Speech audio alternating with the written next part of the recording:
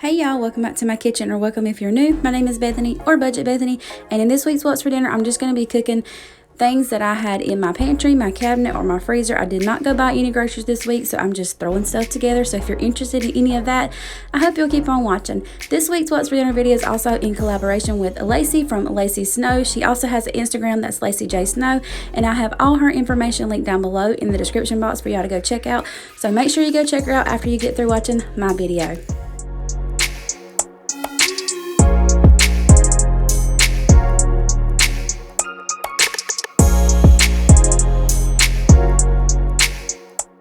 Alright y'all, so to start with, we're going to be throwing some of these leg quarters on the smoker. I had a bag of leg quarters that I just needed to get used up. We're also going to be making some homemade barbecue sauce, and to make it you'll need some ketchup, some malt vinegar, a little bit of hot sauce, some mustard, some brown sugar, and some Worcestershire sauce. So to start with, you'll just dump in a cup of brown sugar into your pan, as well as about a half a cup of ketchup and about a third of a cup of mustard.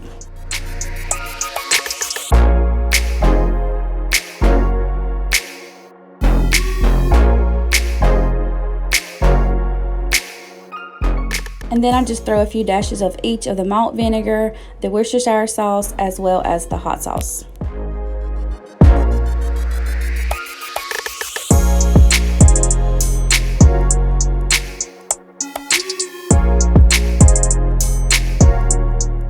Once I have those ingredients mixed up, I throw in about a 1/3 cup of water just to kind of loosen everything up together, and then mix that up and bring that to a rapid boil that you just cannot stir out no matter how hard you stir it, and let that kind of cook on that rapid boil for about a minute or two, and then I remove it from the heat, and then I'll pour it up into one of these little like little squirt bottles that I found at my local Dollar Tree, but I'm sure you can find them Walmart, Target, other places, but I find them really handy, especially when we're grilling.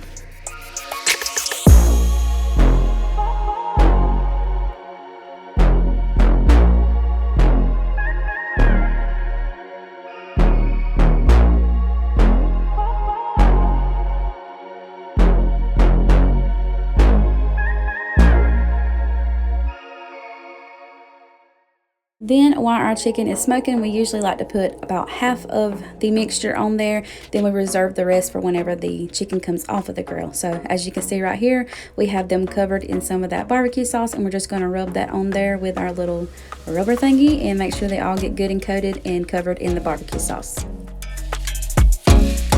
So for our sides to go with our smoked leg quarters, we're going to have some boiled corn on the cob, as well as some potato salad.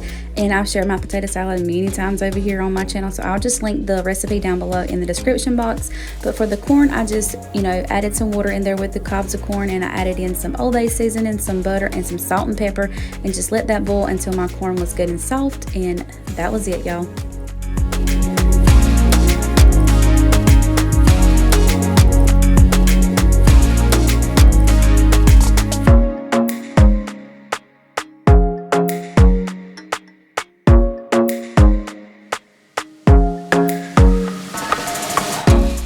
Like I said earlier, once the chicken comes off the grill, we do like to add the rest of the remaining amount of the barbecue sauce onto the chicken. It just makes them extra barbecuey. That's just how we like them. But if you don't like yours really barbecuey, then I guess you wouldn't have to add the rest of the mixture, but I promise you, you will really want to.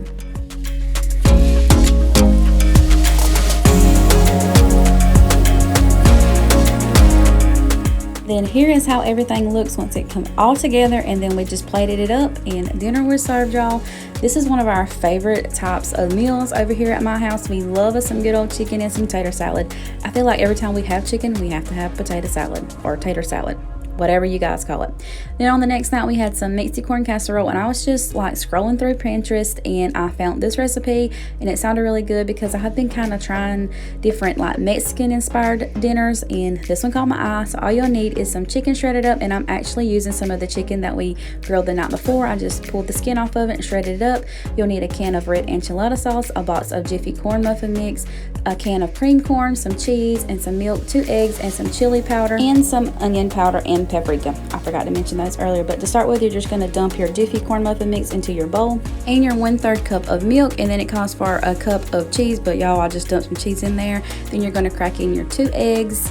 Then I went in with the chili powder, the paprika, and the onion powder.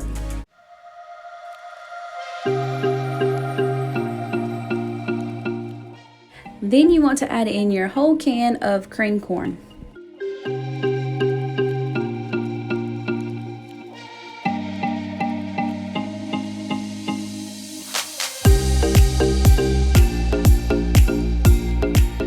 In a separate bowl, you want to add in your shredded up chicken, and then you want to pour in that 1 can of enchilada sauce. Y'all ignore the kids in the background dancing and having a good old time. Their cousin was over that day, so they were just, having fun.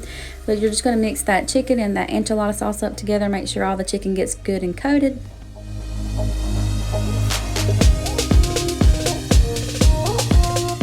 Spray your baking pan with some nonstick cooking spray, because the last thing you want is for this cornbread mixture to stick to your pan.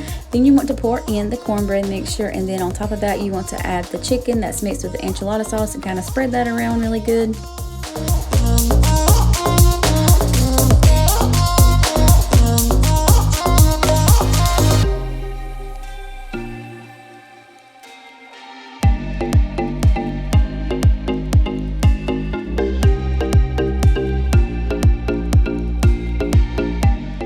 Then you want to load her up with all of the shredded cheddar cheese.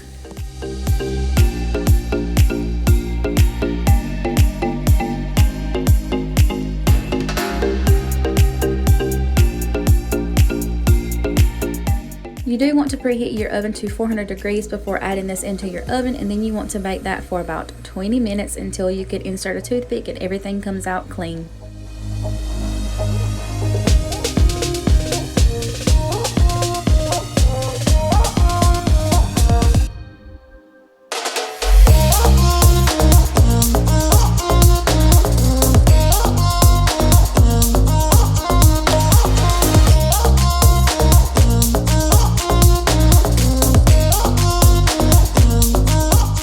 And then to go along with our Mixy corn casserole, I just threw some tortillas on the side, and I coated those with some of the Velveeta squeezed cheese that comes in the little pouches, as well as some Valentina Mexican hot sauce and some jalapenos. I also put some of that Valentina hot sauce and jalapenos on my Mixy corn casserole, and this was really good, y'all. If you like cornbread and a little bit of spice, you will definitely like that recipe. On the next night, we had pork egg fried rice. So basically it's just egg fried rice with pieces of this pork loin cut up in there. So as you can see, I have a pork loin right here. I actually had 2 in my freezer that I wound up using, and I just diced those up into little bite-sized pieces, and then I throw those into my skillet. And I did not add anything else in there because they cook out their own juices. You don't need to add anything in there. I promise you it'll be fine. And then I just cooked that until it was done, and here is how it'll look once it's done. And then I just cooked some rice earlier in the day, and I dumped that into the skillet that I cooked my pork loin in, and I left some of those juices in there just so that the rice could soak up those juices, because after it had been cooked for a while, it got a little bit dry. Then I just popped this peas and carrot package into the microwave and steamed those up. I also dumped that in there on top of my rice, and then I mixed those up, and then I add in an egg. But before I did that, I had to switch out my pans, because every time I make this dinner, I always get a pan that's too small, so I have to switch out to a bigger pan to crack my egg and add all the other ingredients back in there. So on one side, I'm going to crack in 2 eggs, and we're going to get to scrambling those up.